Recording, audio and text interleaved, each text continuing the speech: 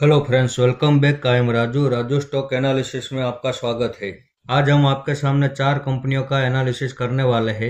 इन चारों कंपनियों के फंडामेंटल तो अच्छे हैं ही, लेकिन हम सिर्फ फंडामेंटल देखकर तो किसी भी कंपनी में इन्वेस्टमेंट नहीं करते हैं। हम साथ में वैल्यूएशन भी देखते हैं और चार्ट की टेक्निकल पैटर्न भी देखते हैं। और चार्ट की टेक्निकल पैटर्न के हिसाब से जहां पर सही सपोर्ट आता है, हम वहीं पर इन्वेस्टमेंट करते हैं। तो आइए एक एक करके हम इन चारों कंपनियों का एनालिसिस कर लेते हैं और ये भी देख लेते हैं कि इन चारों में सही सपोर्ट कहाँ पे बनने वाले हैं।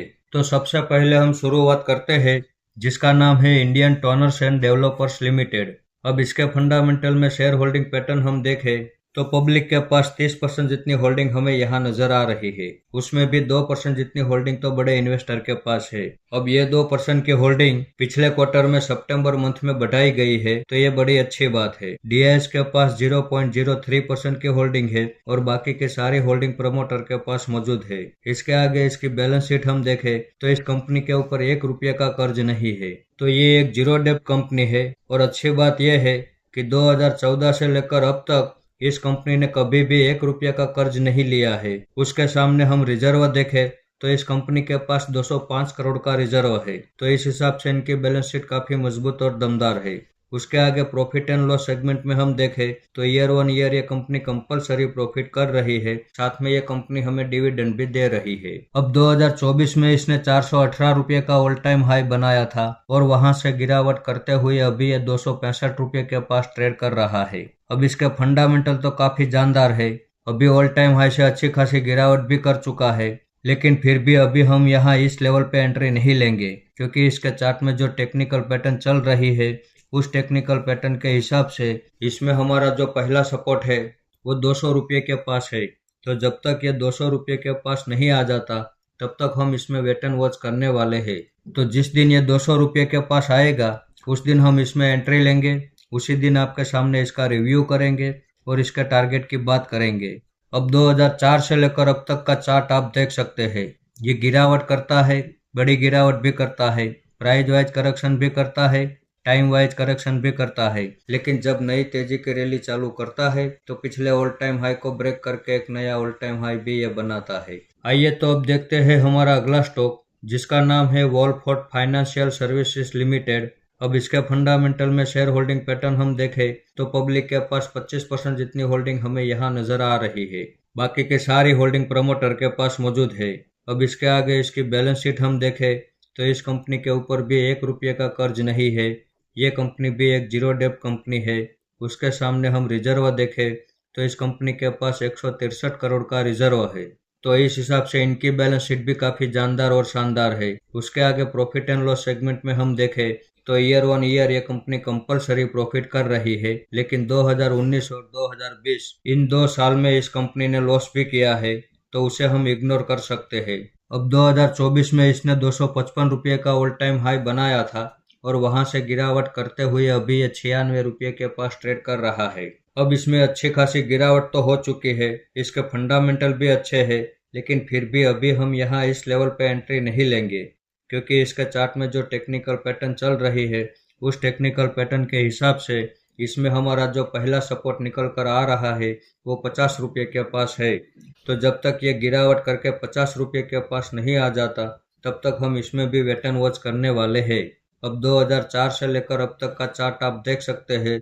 ये गिरावट करता है, बड़ी गिरावट भी करता है, प्राइस वाइज करेक्शन भी करता है, टाइम वाइज करेक्शन भी करता है, लेकिन जब नई तेजी की रैली चालू करता है तो पिछले ऑल टाइम हाई को ब्रेक करके एक नया ऑल टाइम हाई भी ये बनाता है।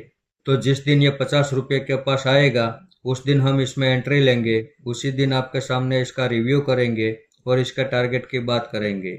आइए तो अब देखते हैं हमारा अगला स्टॉक, जिसका नाम है नोवार्टिस इंडिया लिमिटेड। अब इसके फंडामेंटल में शेयर होल्डिंग पैटर्न हम देखें तो पब्लिक के पास 28% जितनी होल्डिंग हमें यहाँ नजर आ रही है। उसमें भी 1% जितनी होल्डिंग तो बड़े इन्वेस्टर के पास है। डीआईएस के पास आधे % जितनी होल्डिंग है, एफआईएस के पास 0.19% जितनी होल्डिंग है और बाकी की सारी होल्डिंग प्रमोटर के पास मौजूद है। अब इसकी बैलेंस शीट हम देखें तो इस कंपनी के ऊपर 4 करोड़ का कर्ज है। उसके सामने 763 करोड़ का रिजर्व है। तो इतने बड़े रिजर्व के सामने इतना छोटा सा कर्ज बड़ा मामूली सा कर्ज है। तो इस हिसाब से इनकी बैलेंस शीट भी काफी मजबूत और दमदार है। इसके आगे प्रॉफिट एंड लॉस सेगमेंट में हम देखें तो ईयर ये कंपनी कंपलसरी प्रॉफिट कर रही है, लेकिन 2022 के साल में एक साल इस कंपनी ने छोटा सा लॉस भी किया है, तो उसे हम इग्नोर कर सकते हैं। साथ में ये कंपनी हमें डिविडेंड भी दे रही है। अब 2024 में इसने 1248 का ऑल टाइम हाई बनाया था और वहां से गिरावट करते हुए अभी ये 831 रुपये के पास ट्रेड कर रहा है।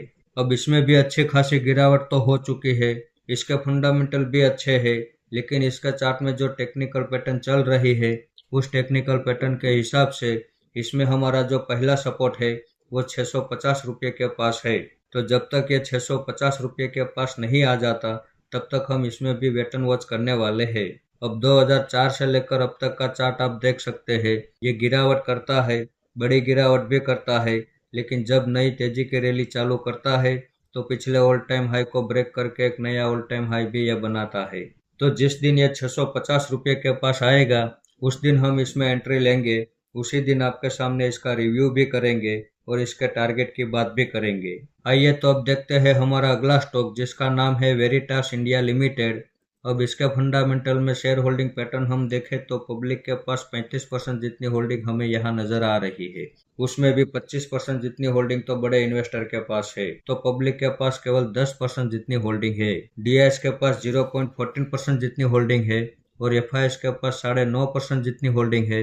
बाकी की सारी होल्डिंग प्रमोटर के पास मौजूद है। इसकी बैलेंस शीट हम देखें तो इस कंपनी के ऊपर 254 करोड़ का कर्ज है, उसके सामने 2751 करोड़ का रिजर्व है। अब 2014 से लेकर अब तक का रिजर्व का डेटा भी आप देख सकते हैं। हर साल इस कंपनी में रिजर्व बढ़कर ही आ रहा है, तो इस हिसाब से इनकी बैलेंस शीट काफी मजबूत और दमदार है। उसके आगे प्रॉफिट एंड लॉस सेगमेंट में हम देखें तो ईयर ये कंपनी कंपलसरी प्रॉफिट कर रही है। अब 2024 में इसने 1588 का ऑल टाइम हाई बनाया था और वहां से गिरावट करते हुए अभी यह 234 रुपये के पास ट्रेड कर रहा है। अब इसमें भी अच्छी खासी गिरावट हो चुकी है, इसके फंडामेंटल भी बहुत अच्छे हैं, लेकिन फिर भी अभी हम यहाँ इस लेवल पे एंट्री नहीं लेंगे, क्योंकि इसमें हमारा जो पहला सपोर्ट निकल कर आ रहा है वो 200 रुपये के पास है। तो जिस दिन ये 200 रुपये के पास आएगा उस दिन हम इसमें एंट्री लेंगे, उसी दिन आपके सामने इसका रिव्यू करेंगे और इसके टारगेट की बात करेंगे।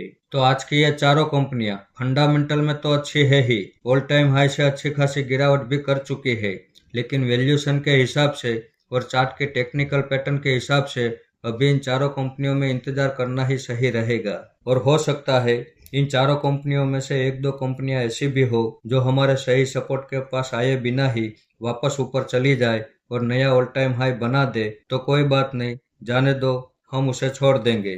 हमें तो हमारे सपोर्ट के पास जो कंपनियां हमें मिलेगी हम उसमें ही इन्वेस्टमेंट करने वाले हैं। तो इस वीडियो को आप मेरी ओर से बाइंग या सेलिंग के रिकमेंडेशन ना समझे, ये मेरा पर्सनल व्यू है जो मैं आपके सामने शेयर कर रहा हूँ। ऐसे ही अच्छे अच्छे टेक्निकल और फंडामेंटल वाले स्टॉक में आपके सामने लाता रहूंगा। आपने यहाँ तक मेरा वीडियो देखा उसके लिए आपका बहुत बहुत धन्यवाद।